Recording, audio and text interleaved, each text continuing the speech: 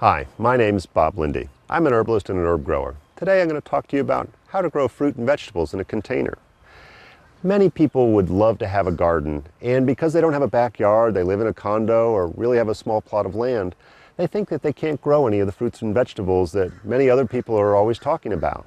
But they oftentimes forget, just like they have any kind of a potted plant or flower in a pot, we can grow vegetables and various fruits inside of a pot fairly easily. And so we can go ahead and try to select something that doesn't need a lot of space to grow as our best choice for what we can grow in a pot.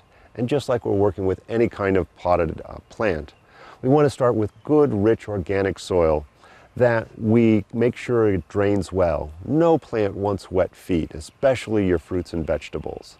Today I'm going to actually go ahead and transplant a blueberry bush that can do quite well. But of course it likes a lot of sunlight, as do many of your fruits and vegetables.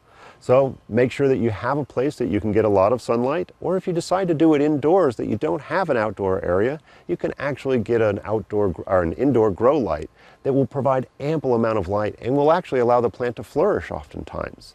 So select your location, go ahead and get some good soil and a large enough pot for your plant to grow into. So I'm going to go ahead and add some soil into our pot.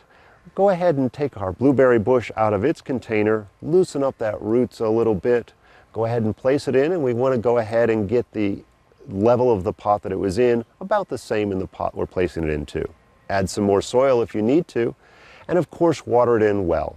We can go ahead and make sure that it gets plenty of nutrients over time by top dressing with some good composted soil on a regular basis.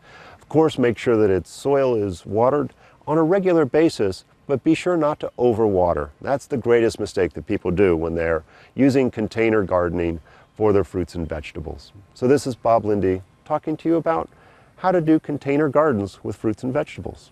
Please enjoy your herbs.